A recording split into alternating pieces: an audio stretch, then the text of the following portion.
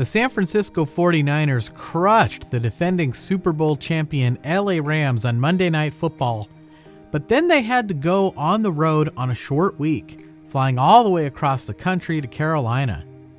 Now, after the game, Jeff Wilson Jr. said the team didn't want to make excuses for themselves, and he had a big day. And almost immediately, we see that the 49ers want to get George Kittle involved in the passing offense. Welcome to Josh's Football Breakdowns, where we don't tell you what you're seeing, we let the film tell us what we're seeing. Brandon Aiyuk goes in motion, and the Panthers send a defender with him. Man coverage. Now, Kyle Juszczyk is just going to run this little 5-yard route, and Corey Littleton is going to pick him up. But George Kittle, watch as he uses Littleton to set a pick to get himself some separation from Justin Burris. Burris actually does a nice job of adjusting here, but before he even realizes it, this football is in the air. Garoppolo is taking the one-on-one matchup to his tight end, and the play is a success. Garoppolo got that pass out quickly. In fact, you may not have even noticed the Panthers sent a blitz on this play. Here, San Francisco lines up Deebo Samuel in the slot, and they put Brandon Aiyuk in motion in the backfield. Now, we're used to seeing Deebo take that handoff and go around the edge, but they will use Aiyuk for this sometimes. In fact, the first video we did this season against the Chicago Bears, we looked at that play where they handed the ball to Brandon Aiyuk. And this Carolina Panthers defense is pretty disciplined. That action Aiyuk holds Shaq Thompson, allowing Spencer Burford to come over and make the block, opening up the lane for Jeff Wilson Jr. And Jeff Wilson Jr. is off to the races. The 49ers pop some big ones early. After the 20-yard gain to Kittle, it's a 41-yard run by Jeff Wilson Jr. From this angle, we get a great look at how the motion of Aiyuk holds Thompson, allowing Burford to come over and make the block. But also notice the offensive line, which does a great job of sealing to the inside here. And George Kittle and Kyle Juszczyk heading into the second level, again helping to open up that lane for Jeff Wilson Jr.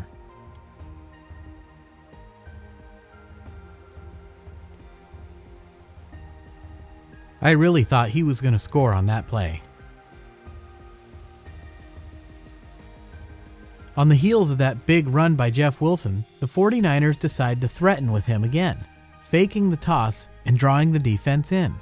But by design, this play had one place and one place only to go with the football, and that is to Deebo Samuel. The problem is, Carolina called a good defense here, and there's two defenders waiting for him. What could the 49ers have done differently? Maybe they could have called timeout, chose a different play. But I don't think you want to do that this early in the game. Maybe they could have audibled to a different play, but maybe they didn't have one ready to go for this specific situation. In any event, Garoppolo decides to roll with the play, and as his back foot hits, if he gets the ball to Deebo straight away, maybe Deebo's got a chance to use his body or at least gain some yardage. But watch Garoppolo hesitate just a little bit, and then he tries to throw when his feet aren't set, and the ball ends up behind Deebo Samuel and the pass falls incomplete.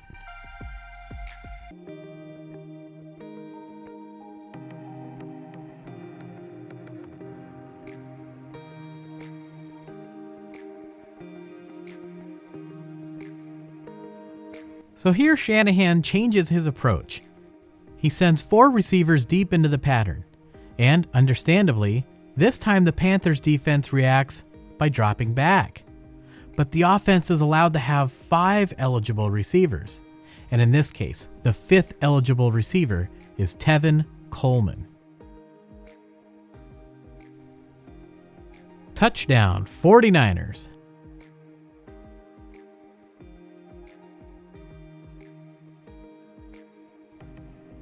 From this angle, we can see it looks like the pass rush has gotten through. And that's because the 49ers have decided to send their offensive linemen downfield to block for Coleman to ensure that this play would be a success.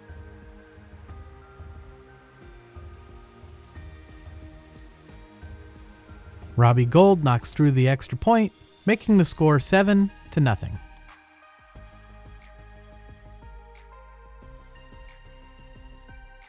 Let's skip ahead to the 49ers' next possession. Don't worry, I'll show you some defense later on in this video. Now, one thing we've talked about on this channel before is, as a quarterback, you want to read the safeties all the way to the back of your drop. Well, there's the safety right in the middle of the field where Garoppolo has a clear view of him. But Jimmy's going to try to force this ball in to Deebo Samuel. A bad idea.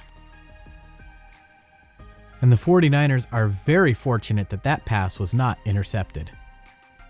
Now, what I've just shown you, 2 out of these last 3 passes, the one behind Deebo Samuel on the goal line and this one here, which was almost intercepted, out of all 30 passes that Garoppolo threw, many of which you will see yourselves, those 2 were, in my opinion, the only bad passes of the game. There's a third one that's maybe 50-50, which we'll talk about later. But overall, Jimmy was sharp in this game, and as a quarterback, when you make a bad play like that, you have to have a short memory. And here he does a great job of forgetting about that play and moving right on to the next one and showing no fear. First and foremost, where are those 2 safeties? Now, we can see that it's extremely tight coverage, but George Kittle has leverage on Shaq Thompson, and Garoppolo throws him an absolute dart. He fits that ball right in there, and it's a first down for San Francisco, who's driving again.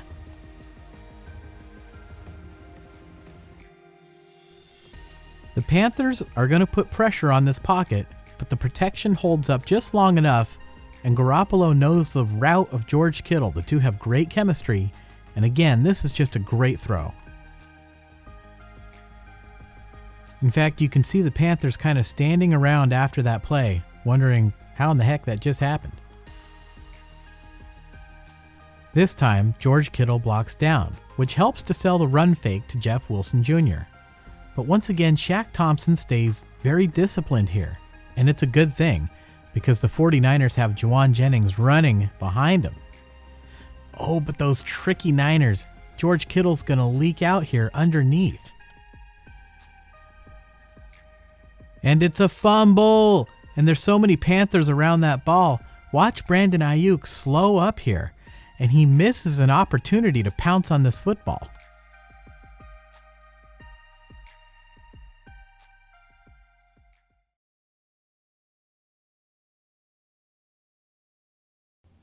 The play works as designed, and it's an easy read for Jimmy Garoppolo. And here we get another good look at Brandon Aiyuk. Now, I don't do this to embarrass Brandon Aiyuk or call him out or anything like that, but this is an excellent demonstration, if you're a young player, of why you play to the whistle. You play your hardest until you hear that whistle blow, because you never know when there could be an unexpected opportunity like this. Okay, let's move forward a little bit. The 49ers have been running all over the Panthers, and Garoppolo's been throwing some nice passes, and here Carolina gets a little tired of it, so they send a 6-man blitz. In fact, in this case, it's a 0 blitz, meaning there are 0 safeties back deep for Carolina. It's very risky. San Francisco's receivers are all one-on-one. But the pressure on Garoppolo is so heavy, he's got to find someone right away, and he looks for Tevin Coleman. But here's the funny thing. They've got a defensive back lined up against him. Now, during practice, during the week, they told Garoppolo if there's a defensive back lined up on him, don't throw him the football here. You only want to do that if he's got a linebacker on him, some kind of a mismatch. But because the pressure was so great, Garoppolo had to make a quick decision, and he gets a beautiful ball out to Tevin Coleman, and what a spectacular catch. Great throw. Even better catch. Big play for the 49ers. How did he even get that ball off? The play moves San Francisco into field goal range, and Robbie Gould tacks on 3 more points for the 49ers, making the score 10-0. But Carolina would also put together a drive and get themselves in the field goal range. And now it's Eddie Pinheiro's turn to knock one through, making the score 10-3.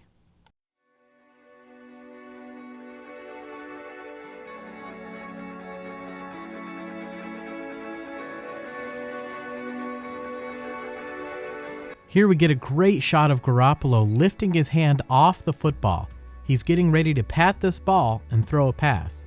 Sometimes defenses can see that, but in this case the linebacker is looking at Kyle Juszczyk, and Garoppolo's going to sneak this ball right by him to Brandon Aiyuk. Ooh, and it's another good pass. And these are the kinds of throws, with his anticipation and quick release, that mean Garoppolo is always going to be good, even when defenses clog up the middle of the field. I know Garoppolo doesn't do all the things we want him to on the football field, but he dominates in the middle. He lives in the middle, and it makes him really tough to beat. Okay, the 49ers are lined up for a field goal attempt here.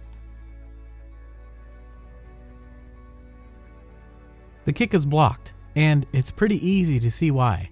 The ball is just a little bit low. Am I being a little nitpicky here? I don't think so. The line of scrimmage is the 25-yard line. This is only a 41-yard attempt. You don't have to drive it like you would with a longer field goal. Robbie Gould needs to get this ball up and over the line.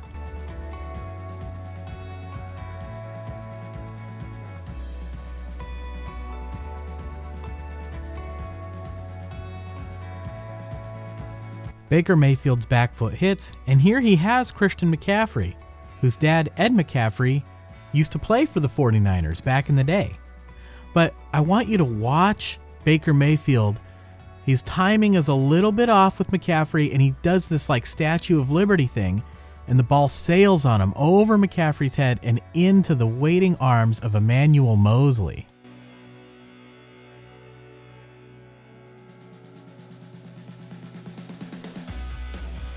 And it's a great run back for Mosley, who takes it all the way in for a touchdown, and this defense is elite.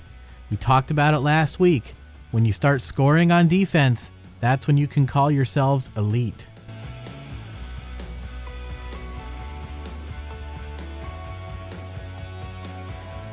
Two scores in 2 weeks for the 49ers D, and Robbie Gould knocks through the extra point to make the score 17-3, and that is significant. Because the Panthers, I'm sure you heard the statistic, are now 1-27, including 25 consecutive losses when their opponent scores 17 points. Now that is significant because if you hold your opponent to 17, you should win some of those games just by virtue of scoring more than 17 with your offense. It means that the Carolina offense has been absolutely dreadful. And after this game, the Carolina Panthers fired their head coach.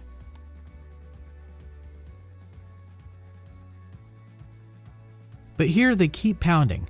And really, I take my hat off to the Panthers in this game because these men are athletes. They're warriors. They kept fighting. They never gave up. And this brings up an interesting situation here because the 49ers do get a stop on third down. And with just seconds left to go in the half, they call a timeout. Now this forces a Carolina punt.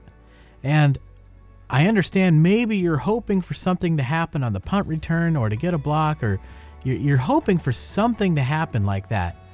But I questioned the strategy a little bit. Carolina didn't have awful field position. It's not like they were backed up on their own goal line. And every time you force your team to cover a punt or a kickoff, you're putting your players at risk for injury. And really, all the 49ers ended up doing was taking a knee and going into the half. So I question using the timeout there. Was it really worth the risk? And we'll have more to say about that kind of thing in the second half.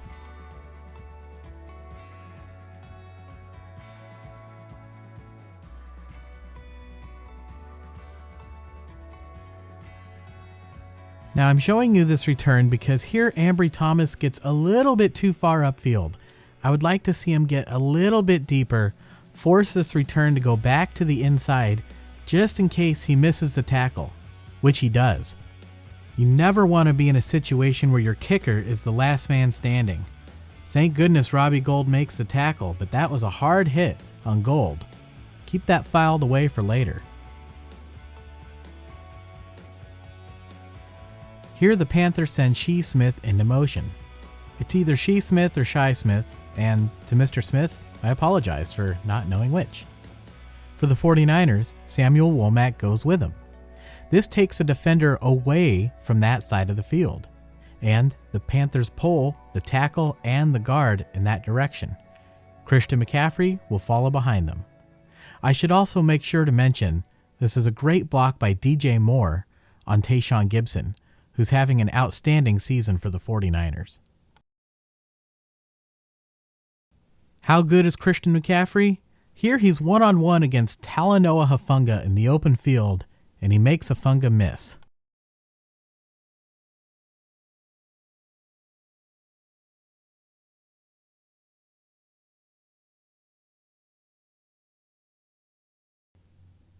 Christian McCaffrey, you can't stop him. You can only hope to contain him.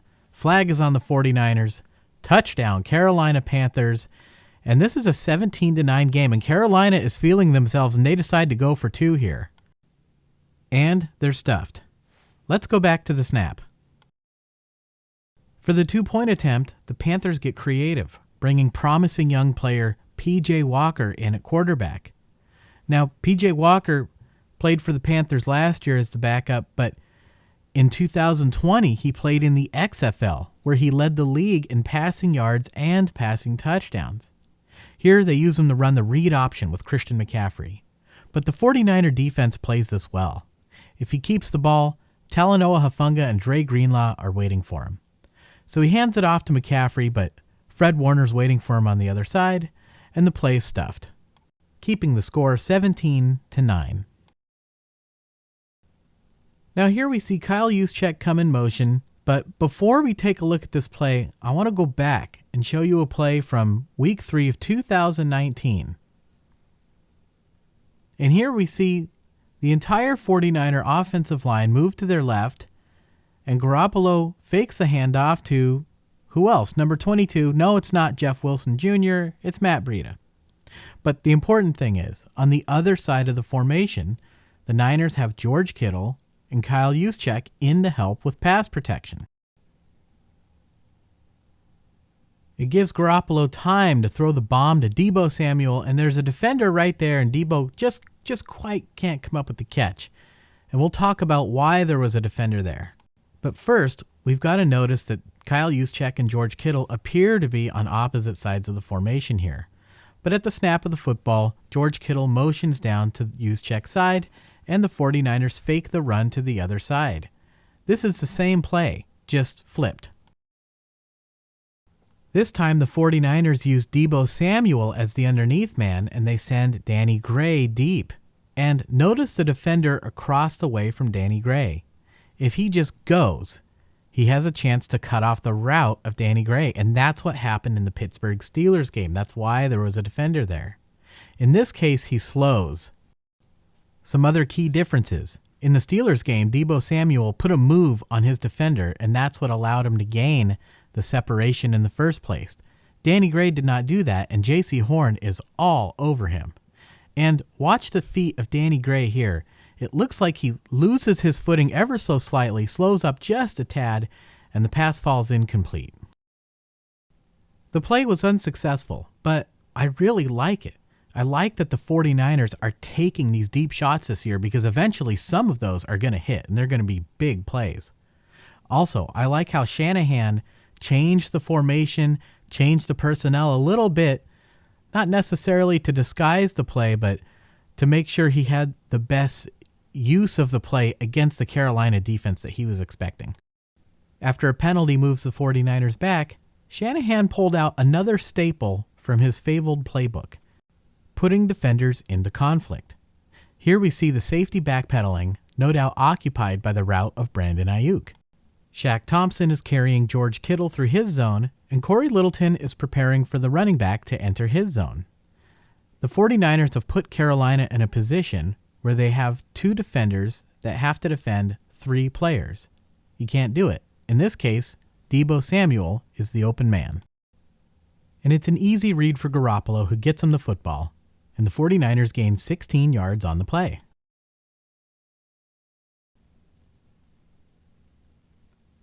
Let's check in on the 49ers pass protection. In this game, they held their own, allowing only 2 sacks on the day.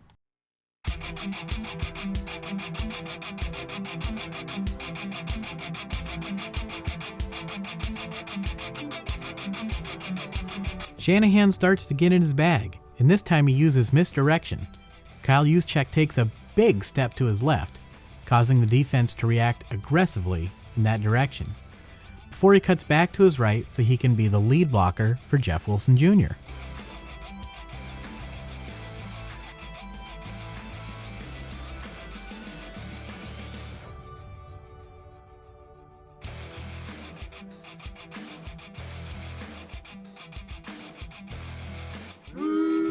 They hold on every play. They hold every play. The officials could have called holding on George Kittle there, but they don't. And to the credit of Damian Wilson, he doesn't ask for the flag. This Carolina defense is well coached, and they just line up for the next play. But they're reeling a little bit, and here Shanahan attacks them with 4 deep routes down the field. But remember, there's 5 eligible receivers. It looks like Jauan Jennings is standing still. There's nobody around him, and Garoppolo gets him the ball. Shaq Thompson goes for the knockout, doesn't get it. J.C. Horn misses the tackle, and Jauan Jennings fights all the way down inside the 5-yard line. Big play for San Francisco. If you're going to go for this knockout, you've got to make sure you get him on the ground. Jauan Jennings has that dog in him. He's too tough for that, and he doesn't go out until about the 4-yard line.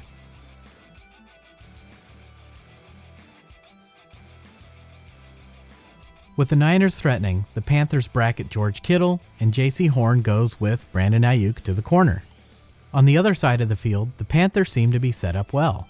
But with Burris going with Deebo Samuel, Garoppolo has 2 good options here, because it looks like he has Ray McCloud in the back of the end zone. But he also sees Shaq Thompson a little flat-footed here, and he's able to dart this ball by him, and this is a great throw to Deebo Samuel. A dart. He's been throwing darts all game long. He's great in the red zone. And folks, when Garoppolo's on, he's on.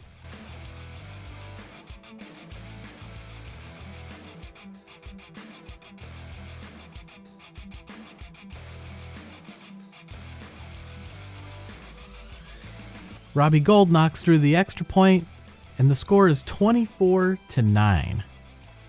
What could go wrong?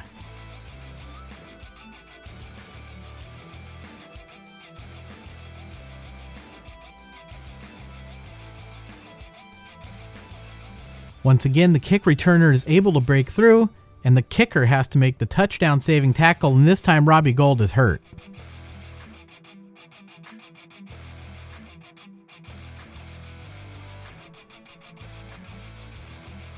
And it's a great double-team block right at the point of attack, and the result is the Panthers have a hat on a hat.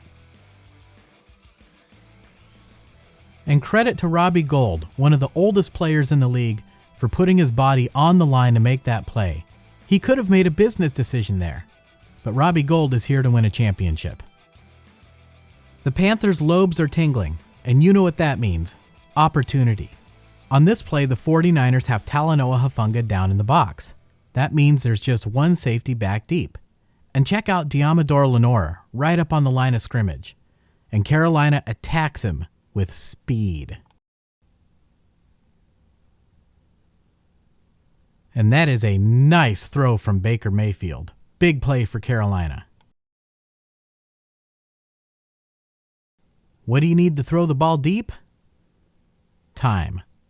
And where's number 97? Remember, Carolina has to account for Nick Bosa on every play. Well, in fact, we don't see him on the field. He was injured and was unable to continue in the second half. And with the 49ers' best pass rusher out of the game, Carolina now has the luxury of attempting these deep shots.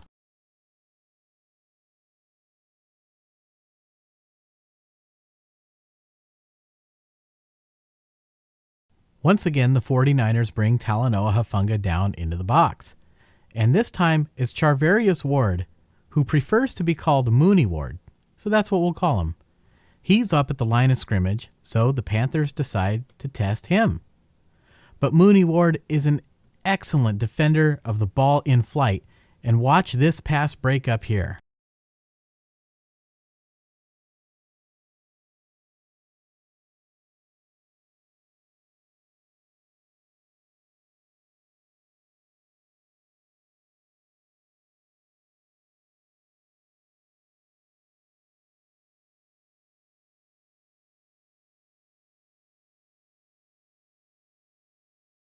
So the Panthers are forced to settle for a field goal attempt, but they knock it through, staying within striking distance and making the score 24-12.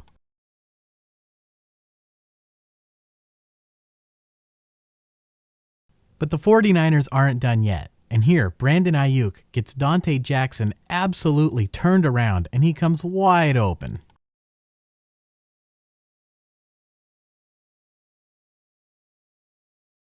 Fans have been eager to see the 49ers utilize Brandon Aiyuk's skills, and on Sunday, Aiyuk led the 49ers in receiving yards.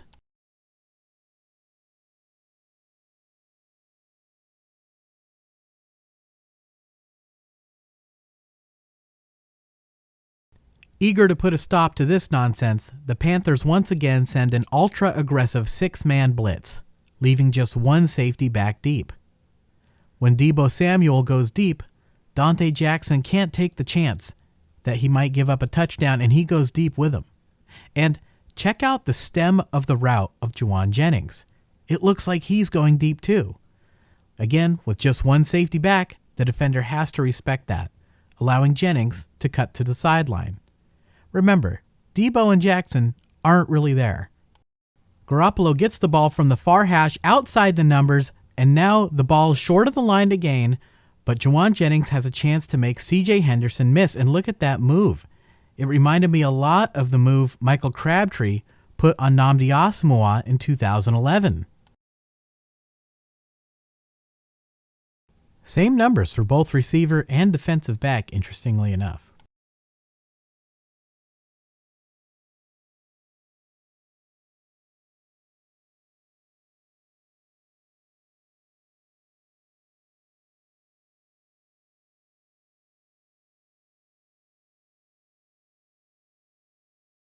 You guys think this is a real running play? It is. How much are you paying that big lineman to block? So let him block. And here Jalen Moore does just that, helping to spring Jeff Wilson Jr., who takes the ball all the way down to the goal line. All jokes aside, because I have no doubt someone will post Jalen Moore's salary in the comments. I read every comment, leave me a comment. How about some love for Dan Brunskill, who comes over and nullifies Shaq Thompson?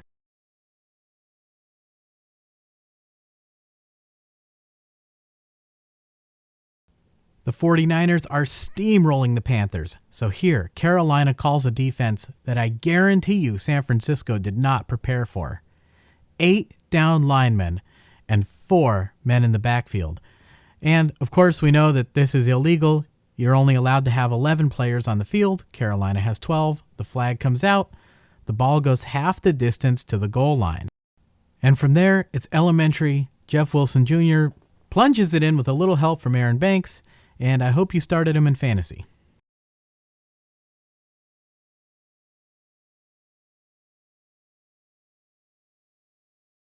So that makes the score 30-12, but now Mitch Wishnowsky is going to have to attempt this extra point, and I'll just draw a line because, yeah, that thing was way off.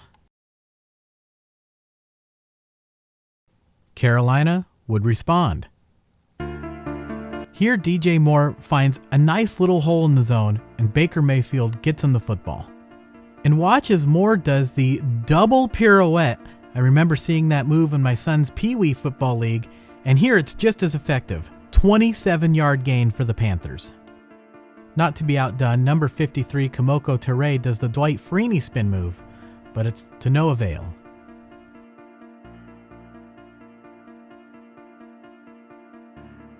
What does ensue, though, is an interesting moment in the football game as the 49ers get a stop on third down and Carolina decides to attempt a field goal. And the fans were just beside themselves. They started booing. They felt the Panthers were really settling here. You're down 30-12 and you're kicking a field goal. But let's think about the strategy behind it, right? If you go for it on fourth down and you get the 2-point conversion, now it's 30-20. Let's say you do that again. Now it's 30-28, and guess what? You still need the field goal. So either way, it's a 3-score game, and either way, you need the field goal to make it a 2-score game. So in that sense, it wasn't worth it to risk it on fourth down when you had the field goal in hand, so to speak. So it makes the score 30-15, a 2-score game, and San Francisco takes over with 6 minutes and some change. They would like to run out this clock. And here, they use George Kittle and Charlie Warner, both tight ends, and they get a great double team block right at the point of attack, and Jeff Wilson Jr. exploits the hole.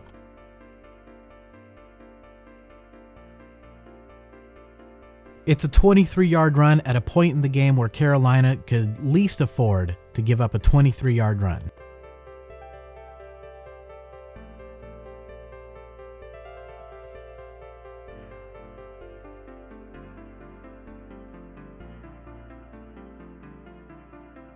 After a penalty, the 49ers face second down and 19. They fake the handoff, but once again we see Shaq Thompson staying disciplined. Remember earlier in the game, the 49ers had George Kittle leak out from this exact play.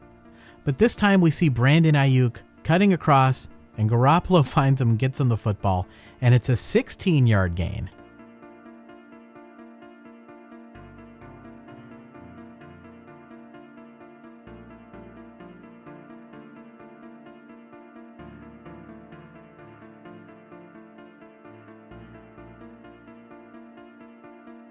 They would gain 2 more yards on third down, bringing up a 4th and 1 from their own 42-yard line. And check out who goes under center. Yes, it's Kyle Juszczyk. And let's go back, Week 16, 2020. There he is, same formation, Kyle Juszczyk, and he takes the snap and runs forward for a first down. Juszczyk played quarterback in high school. He's familiar with how to do that. But this time they don't snap the football. They try to draw Carolina offsides, and when that doesn't work, they simply take the delay of game penalty and punt it back to the Panthers. Now this is also an interesting strategy moment in the game. There's 4 minutes left, so the Niners would like to keep this clock rolling, maybe run it out, win the game right here. And if you kick the ball to Carolina, once again you're exposing your players on a kick coverage, right, to potential injury. And of course, you're sending your defense back out onto the field. Now, there was a lot made of this in hindsight of what would end up happening, which we'll get to in just a second.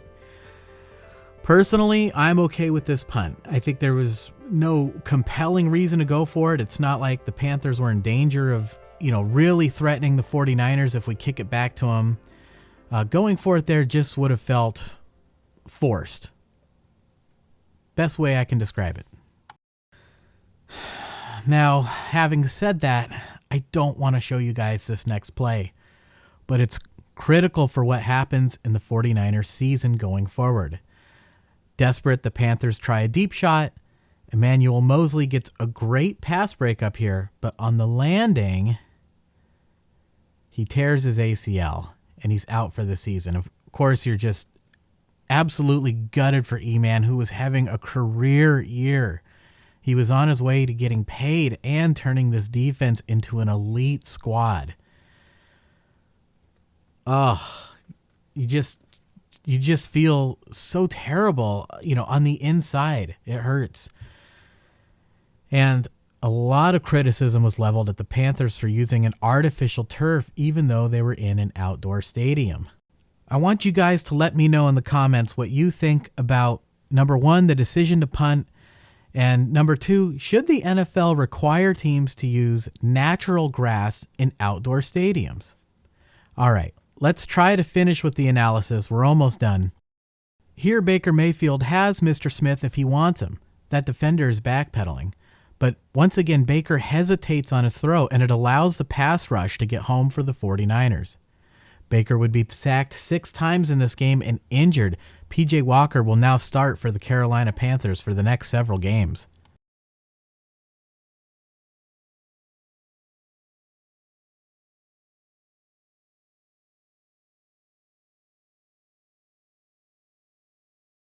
The 49ers take over on downs, and they get ready to punch this thing in one last time and get on the plane and get out of here.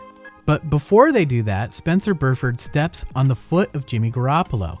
He's got to find a way to get this ball to Tevin Coleman somehow, and it reminds me of a Joe Montana story, which I've told on this channel before, but I'll tell you guys again real quick. When Joe Montana was learning to play the game, his dad was teaching him in the backyard. He said, snap the ball. Montana goes to drop back to pass, and Joe's dad steps on his foot. And Joe says, hey, you can't do that. And his dad says, yeah? Are you going to tell the center that during an actual game? In this case, it's the right guard, but still, Garoppolo manages to get the ball to Coleman, and it's a touchdown for the 49ers, and it puts them up by a score of 36-15. But once again, Mitch Wishnowsky is going to have to attempt this extra point. And one thing I didn't point out to you before, he can't hold and kick, so that's Kyle Juszczyk holding the football, and Kyle does a great job. He practices with the special teams every week for just these situations. Case in point, the kick is up, and it's good. 49ers 37, Carolina 15, and that would be your final score. One last thing I'm going to show you guys real quick. For those who have been waiting for it, I say tongue-in-cheek. There he is, Mr. Irrelevant Brock Purdy. That's not insignificant that he's taking this kneel down here. The last pick in the NFL draft, making the 53-man roster and getting on the field, even just to take a kneel down, is a great accomplishment, a dream fulfilled, and hopefully more for Brock Purdy in the future. Well, there you have it, folks. A fun win for the 49ers. You know, in their 3 wins this season, they've completely dominated, right? They dominated against the Seahawks. They dominated against the Rams. And here they dominate at Carolina. And even though it's a fun win, it's hard to kind of relish the win, right? Just like when we played Seattle. You know, we owed Seattle a butt kicking for so many years, and we finally give it to them. And it's like, it's hard to, you know, really get excited because of the injury to Trey Lance. You know, that it hurts, right? And the same thing happens here in Carolina. We beat the Panthers. We beat them so bad they fire their coach. You know, the 49ers are starting to get things really clicking. Their offense looks sharper each week.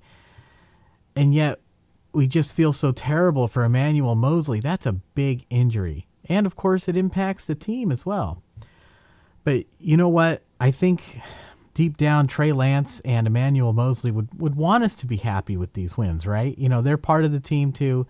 They want the 49ers to continue on this run, and hopefully it turns into a run, right? So let's talk about the game. Let's talk about how everybody played, because, yes, the defense, once again, elite. Scoring on defense, Emmanuel Moseley, heal up, brother. We look forward to your future, hopefully back with the 49ers, but wherever it takes you, because you are turning into a special player. And for the rest of the defense, Mooney Ward, absolutely unbelievable again. Tashawn Gibson, Talanoa Hufanga, all these guys looked great. Nick Bosa, another key injury on that defense. And this one, hopefully not as severe as the injury to Emmanuel Moseley. If Bosa can take some time off, maybe come back against Kansas City, or maybe even after the bye, you know, against Tom Brady and the Buccaneers or something, that could really give the 49ers a boost down the stretch. As far as the offense goes, the offensive line looked great. Run blocking. Jeff Wilson Jr. was just cutting up the field, going wherever he wanted. Tevin Coleman looked like he found some kind of fountain of youth. I mean, I'm watching him going, what year is this? He looked great out there. 2 touchdowns for Tevin Coleman. Brandon Aiyuk starting to get more involved in the passing game, led the team in receiving yards. George Kittle, they had more plays for him in the passing game. And Deebo Samuel scoring a touchdown, doing his thing. You know, of course, you know Deebo's going to get his. And Jimmy Garoppolo, right? Okay, the 4th down play. I showed you guys the 2 plays at the beginning of the game where he was a little bit off, was still getting warmed up. I mean, whatever the case was. And then he looked great for the entire rest of the game.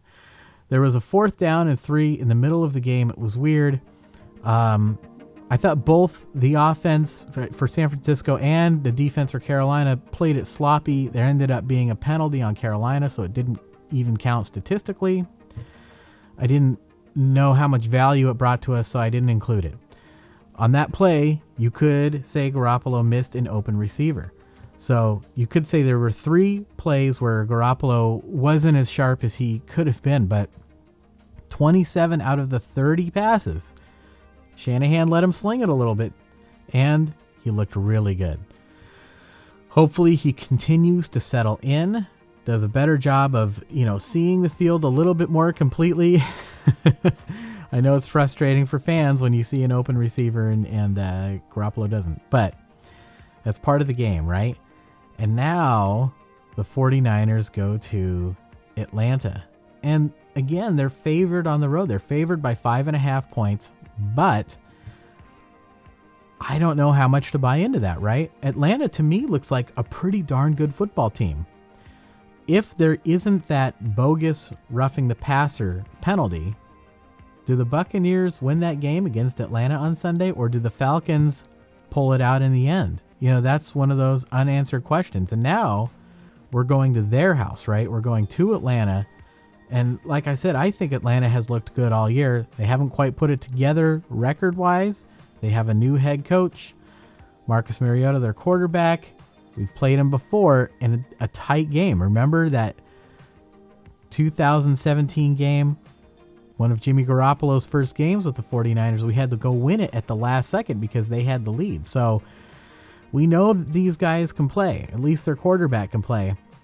I anticipate a tough game for the 49ers, especially since they're probably going to be missing some key pieces on that defense. The offense will have to play sharp. They'll have to get off to a fast start. But more so than that, really, they'll have to execute. They'll have to execute well, run the plays as they're designed, and just, stay away from key mistakes that really hurt you on the road, right? Fumbles, interceptions, turnovers, that kind of thing. Kick field goals if you need to. Rely on your defense, which is still going to be a great defense, right? And come out of there with a win and get ready to play Kansas City a week after that. And, I keep mentioning that game, and I hope that the 49ers aren't making the same mistake I'm making, because this could be a trap game on Sunday. We'll have to see. All right, folks, thanks for hanging in there as long as you did. There was a lot to show you guys this week, and I was really excited to break down this video and get to everything I could. If you're new here, subscribe. We do this every single week, and I want to thank all my subscribers. Leave me a comment, folks. I read every comment, and I especially want to take some time out this week to thank some folks who've really been supportive of the channel. Honestly, you guys, I'm overwhelmed. You humble me. You honor me. Thank you so much. I truly, truly appreciate it. And what more can I say? Thank you. All right. It's going to be Niners and Falcons, right? Shanahan going back to his old team to try to beat them one more time. He beat them once before, and then the game before that, they beat Shanahan. So this thing really could go either way. We'll have to see how it plays out. I'm looking for Garoppolo to be on his A game, be on his best behavior. If he does that, I think the 49ers come away with the win. Either way, we are going to be here to break down that film, and I will see you guys then.